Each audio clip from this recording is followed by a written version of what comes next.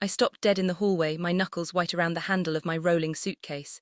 The air conditioning in the massive Lake Shell and rental was humming, but it wasn't loud enough to drown out the laughter drifting from the master suite.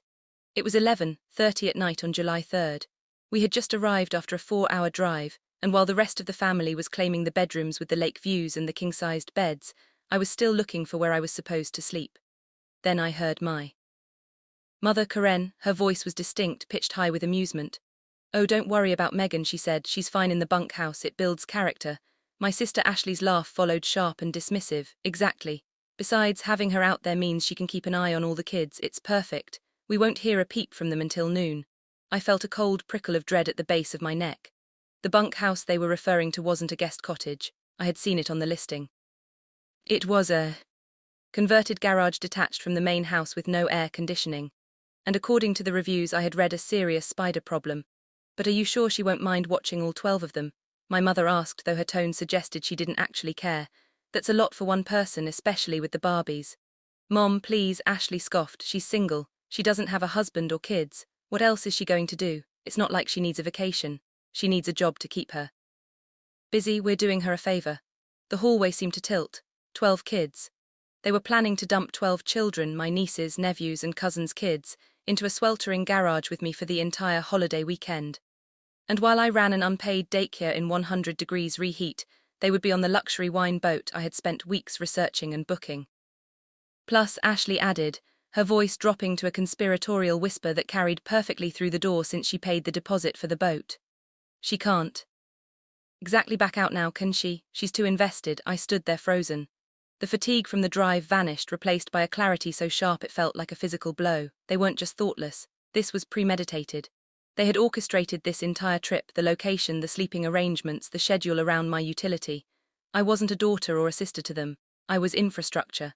I was the wallet that paid the deposits and the staff that kept the chaos contained so they could play the part of a wealthy, happy family for social media. Ashley laughed again. "Cheers to the best 4th of July ever." The sound of clinking glasses echoed in the hallway. I looked down at my suitcase. I looked at the door to the master suite, and for the first time in 29 years I didn't feel the urge to knock and ask if I could help. I didn't feel the need to beg for a better room. I felt nothing but a cold, quiet resolve. Drop a comment and let me know where you're listening from and what time it is for you right now. I'd love to know who's part of our community. I didn't storm into the master suite. I didn't scream or demand an explanation. I didn't even knock. I simply turned around, gripped the handle of my suitcase, and walked back out the front door into the suffocating July heat. The gravel crunched under my boots, a sound that felt loud in the stillness of the night. But inside the house, the laughter continued uninterrupted. They had no idea I had even been there. I reached my car and threw my bag into the trunk. The metal of the door handle was still warm from the day's sun. I sat in the driver's seat, the silence of the cabin wrapping around me like a shield. My hands weren't shaking. My breathing wasn't shallow. For the first time in years, the crushing weight of obligation was gone, replaced by a terrifying, exhilarating lightness. I pulled my phone from my pocket. The screen glowed in the dark car, illuminating my face with cold blue light. This wasn't tantrum, it was a transaction, and I was closing the account. I opened my email first. I found the confirmation for the private chef I had booked for the next day's 4th of July barbecue. The total cost was $4,500. It was non-refundable within 48 hours. I didn't care. I clicked the link to manage the booking. My thumb hovered over the cancel button for a fraction of a second, not out of hesitation, but to savor the moment. I pressed it. A notification popped up warning me about the cancellation fee. I confirmed it. The booking vanished. Next was the luxury wine boat, $2,800 for a 6-hour private charter on the lake. My father, Richard, had insisted on the platinum package because he wanted to impress the cousins. I found the reservation in the app. Cancel. Confirm. Another fee deducted from my card. I watched the notifications roll in: refunds, processed fees, applied schedules wiped clean. It cost me nearly $2,000 just to cancel everything. But as I watched the confirmations disappear, I didn't see it as a loss. It was the price of my freedom. It was the cheapest check I had ever written. I didn't stop there. I opened a travel app and typed in Leavenworth. It was a Bavarian-styled village about 40 minutes away, tucked into the mountains. I found the most exclusive adults-only spa resort in the area. I booked the last available suite for the holiday weekend, a room with a fireplace, a private soaking tub, and a strict no-children policy. I put the car in reverse. The headlights swept across the front of the massive rental house, briefly illuminating the windows where my family was sleeping, secure in the belief that their vacation was paid for and their child care was sorted. They were sleeping on a logistical time bomb and the timer was already ticking down to 0. I backed out of the driveway without looking back. As I hit the main road, the tension in my shoulders finally snapped. I didn't feel guilty. I didn't feel sad. I felt powerful. They wanted a vacation, they could have won, but they were about to find out exactly how much that vacation actually cost when I wasn't the one footing the bill. The drive to Leavenworth was a blur of shadows and winding mountain roads. By the time I pulled into the resort, it was past 1:00 in the morning. The lobby was hushed and smelled of cedar and lavender, a stark contrast to the stale heat of the bunkhouse I was supposed to be sweating in right now. I checked in, declined the offer of a porter, and went straight to my room. When the heavy door clicked shut behind me, the silence was absolute. I dropped my bag and walked to the balcony. The air was cool here, crisp with the scent of pine. I leaned against the railing, and that's when the adrenaline finally started to fade, leaving a hollow ache in its wake. How did I let it get this far? I thought about the $3,000 I had already paid for the lake house deposit. My father, Richard, had called me a month ago, his voice tight with stress. My pension check is held up in processing, he'd said. Can you cover the deposit just for a few days? I'll wire it back as soon as it clears. Of course I said yes, I always said yes. I was the reliable one, the one with the steady tech job and the high credit score. I thought about Ashley, my sister, the momfluencer. Her Instagram feed was a curated gallery of beige linen outfits, organic snacks, and smiling children. To her 50,000 followers, she was the epitome of effortless motherhood, but I knew the reality. I knew about the maxed-out credit cards and the late notices she hid from her husband. I knew she needed this trip to look perfect because her engagement rates were dropping, and she was desperate for sponsorship deals. And then there was me, Megan, the single aunt, the backup plan. I realized then that this wasn't just about a vacation. This was the architecture of my entire life. I had been raised to believe that love was a transaction. Ashley was loved because she provided grandchildren and social status. I was loved or tolerated because I provided resources.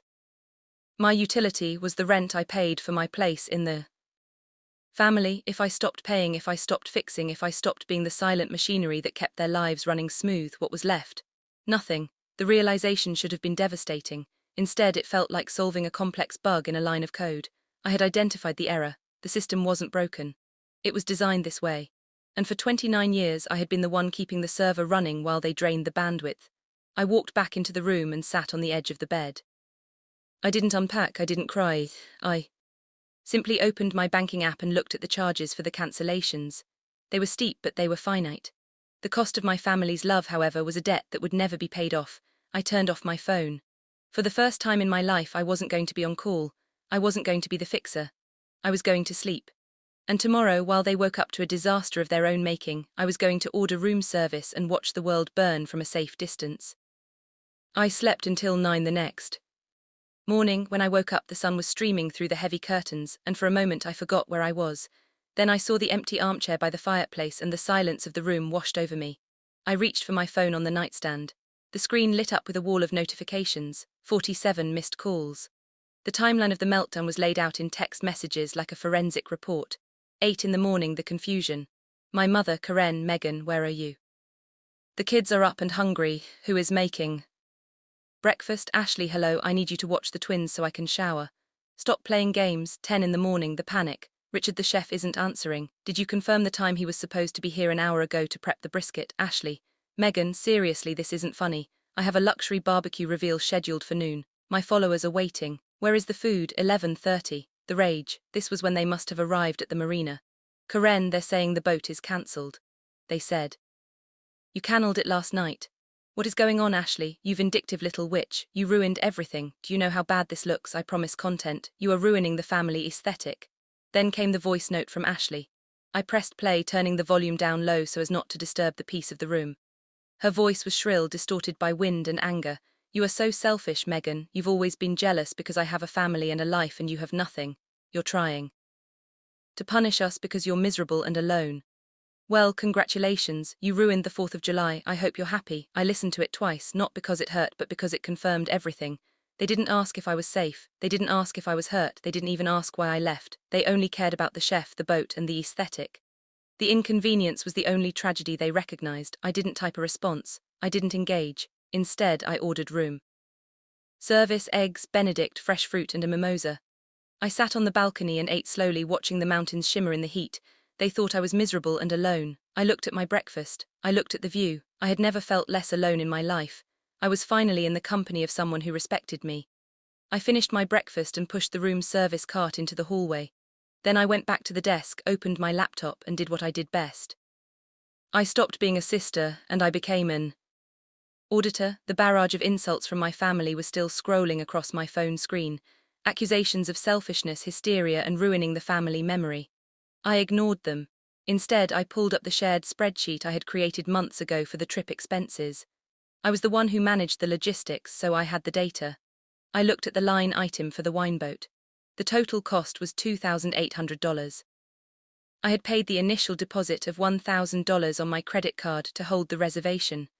The remaining balance was supposed to be split among the three families: my parents, Ashley's family, and the cousins. I frowned at the screen. We had agreed that the cousins would chip in to lower the cost for everyone. My cousin Noah and his wife, along with our cousin Mia, had agreed to contribute $500 per family to cover the premium bar package and the extended hours. That was $1,500 total. I checked my Venmo. Nothing. I checked my bank transfer history. Nothing. I sat back. Ashley had been the one coordinating with the cousins, because she wanted to manage the guest list for her content. She had told me last week that they were handling it and that she would transfer the funds to me before the trip, but the transfer never came. And in the chaos of packing and the stress of the bunkhouse assignment, I had forgotten to chase it. I picked up my phone and texted Noah. He was 25, chilled out, and the only one in the family who treated me like a human being rather than a wallet. Hey Noah, sorry about the boat drama. Quick question. Did you guys ever send the chip in money for the rental? I'm reconciling the accounts. His reply came 2 minutes later. Hey Megan, yeah, no worries, we figured something crazy happened. And yeah, we gave Ashley the cash 3 weeks ago at Grandma's birthday. Me, Mia, and the others, $1,500 total in an envelope. She said she'd give it to you. Did you not get it? Cash. They gave her cash. The temperature in the room seemed to drop 10 degrees. I stared at the text. $1,500. Cash. Handed to my sister 3 weeks ago. I opened Instagram on my laptop. I went to Ashley's profile. I didn't look at her recent stories about the ruined vacation. I went to her archive. I scrolled back 3 weeks and there it was. A video titled Unboxing My Dream. I clicked play. There was Ashley sitting in her car holding a pristine white shopping bag. She was squealing with excitement. You guys, I finally did it. I've been saving for months and I finally treated myself. Look at her. She pulled out a vintage designer handbag, small, beige, and utterly useless. I paused the video and opened a new tab. I searched for the bag. Current resale market value $1,500. The math was perfect. It was elegant in its cruelty. She had taken the cash from our cousins, bought the bag for her brand, and counted on me to simply absorb the cost of the boat on my credit card. She knew I would be too busy managing the kids and too conditioned to avoid conflict to ask where the money went. She wasn't just mean, she was a thief. I didn't feel angry anymore. Anger is hot. This was cold. This was leverage. I took a screenshot of Noah's text. I took a screenshot of the bag listing. I saved the unboxing video to my hard drive. The narrative had just shifted. This wasn't a family dispute about a cancelled boat. This was wire fraud and theft, and I had the receipts. July 5th, I was sitting in the lobby of the spa reading a book near the koi pond. The space was a sanctuary of slate, grey stone, and trickling water designed to lower your blood pressure just by existing. Then the automatic glass doors slid open and the chaos of my real life marched in. My father, Richard, led the charge, his face flushed, a dangerous shade of red. My mother, Karen, was right behind him, clutching her purse to her chest like a shield, her eyes already puffy from crying, and bringing up the rear was Ashley. She wasn't crying. She looked like a cornered animal, vicious, frantic, and dangerous. They had found me. I realized with a jolt that I had forgotten to turn off Find My Friends. It was the one loose thread I hadn't snipped. They didn't respect the hush of the room. They didn't care about the other guests sipping herbal tea. They marched straight up to my armchair, bringing the noise and heat of their dysfunction with them. How could you? Karen wailed before she even reached me. Her voice cracked loud and shrill in the quiet space. You just left us. You abandoned the family. Do you have any idea what you've done? Ashley hissed, stepping around our father to get in my face. She was wearing her resort casual linen, but the illusion of effortless perfection was gone. My content schedule is ruined. I had brand deliverables due today. Do you know how much money I'm going to lose because you decided to have a tantrum? Richard pointed a finger at me. Get your things, Megan, you're coming back right now. You're going to pay for a new boat rental and you're going to apologize to your sister for this mess. I didn't stand up, I didn't flinch, I just looked at them. And in that moment, as they stood there, screaming at me in a public lobby, the final piece of the puzzle clicked into place. For years I had wondered why they always took her side. Why when she overspent it was my job to bail her out. Why when she was rude I was told to be the bigger person. I used to think they just loved her more.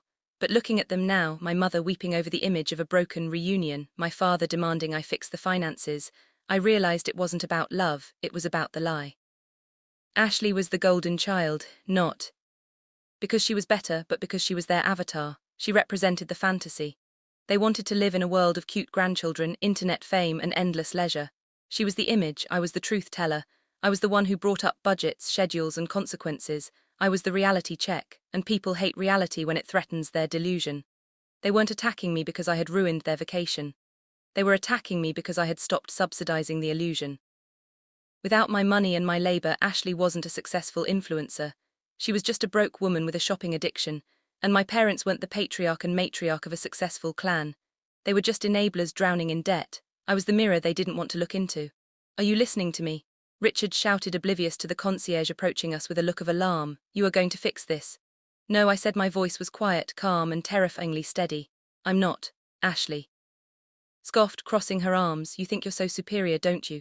Just because you have a boring corporate job and no life. You're jealous, Megan, that's all this is. I looked at her. I looked at the designer bag hanging from her shoulder. The beige vintage handbag, the one worth $1,500. I'm not jealous, Ashley, I said. I'm auditing. The lobby fell silent. Ashley froze her hand, instinctively going to the bag, covering it as if she could hide it. Excuse me, she stammered, her face draining of color. I reached into my bag and pulled out my phone. I didn't unlock it. I just turned the screen around so they could see the photo I had saved as my lock screen. It was a split image. On the left, the screenshot of Noah's text. Yeah, we all gave Ashley cash 3 weeks ago, $1,500 total. On the right, a screenshot of the resale listing for the bag she was currently wearing. Vintage designer handbag sold for $1,500. I know you took the cash from the cousins, Ashley. I said, I know they gave you $1,500 to help pay for the boat, and I know you spent it on that bag because you assumed I would just pay the difference without asking questions. Richard stared at the phone, then at Ashley. Is that true? He asked, his voice low. Ashley tried to laugh, but it came out as a strangled squeak. Dad, don't be ridiculous. Noah is. He's confused. I was going to give it to her. I just forgot. You forgot, I asked. You forgot for 3 weeks. You forgot while you were filming unboxing videos. You forgot while you were screaming at me for ruining your vacation. It was an honest mistake, she shrieked, her composure cracking completely. I needed the bag for a campaign. I was going to pay you back when the sponsorship check came in. So you stole it, I said. You stole from family to fund your lifestyle. Karen looked from Ashley to me, her eyes wide with panic. She wasn't panicked about the theft, she was panicked about the exposure. Megan, please, she whispered. Lower your voice. People are staring. Let them stare, I said, because here is what is going to happen. I have drafted a text to the family group chat. It has these screenshots attached. It explains exactly why the boat was cancelled and where their money went. Ashley gasped. You can't do that. My brand, my followers, if Noah sees that. I will send it in exactly 5 minutes. I continued, ignoring her. Unless you leave right now, unless you get out of this lobby and never ask me for another dime. And before you go, you are going to Venmo me every single cent of the deposit money I lost. Cancelling your party, I don't have it, Ashley wailed. I spent it. Then Dad can pay it, I said. Looking at Richard, consider it a refund for the deposit I covered for him last month. Richard looked at Ashley, at the bag, and then at me. He saw the resolve in my eyes. He saw that the Bank of Megan was closed forever. He pulled out his phone. A moment later my phone pinged. $2,000. We're leaving, he said, his voice shaking with suppressed rage. He grabbed Ashley by the arm hard. Come on. Ashley was sobbing now. Messy, ugly tears that would never make it onto her Instagram feed. Karen looked at me one last time, a mix of heartbreak and accusation in her eyes. You've destroyed this family, she whispered. No, I said, I just audited it. The sliding doors closed behind them, cutting off the noise, the drama, and the heat. The lobby was quiet again. I stood there for a moment, listening to the gentle trickle of the water feature, waiting for the crash. I expected to feel guilty. I expected to feel the crushing weight of, but they're your family. But it didn't come. Instead, I felt lighter. I watched my phone. A notification popped up. A Venmo transfer from Richard, $2,000, memo line refund. It wasn't an apology, but it was a settlement. The account was closed. I didn't go back to the lake house. I didn't drive home. I spent the rest of the weekend exactly where I was. I booked a massage. I ordered room service. I sat by the pool with my on Do Not Disturb, watching the ripples in the water. For years I had been told that family was a binding contract, that sharing DNA meant you were obligated to tolerate disrespect, theft, and exploitation, that cutting ties was a failure of character. But sitting there in the silence, I realized the truth. Biology is an accident. Family is an action. If family meant being used, being stolen from, and being screamed at in a hotel lobby, then I didn't want it. I realized that by walking away, I wasn't losing a family. I was gaining myself. I was reclaiming the energy, the money, and the love I had been pouring into a black hole for 29 years. I might be the villain in their story now. I might be the selfish sister who ruined the reunion. But for the first time in my life, I was the hero in my own. I picked up my phone one last time before blocking their numbers for the weekend. I sent a text to Noah. Thanks for the info. Enjoy the lake. Then I put the phone down, closed my eyes, and let the sun warm my face. If you've ever had to fire your own family to save your sanity, if you enjoyed this story, don't forget subscribe to the channel and share this story. You are not alone.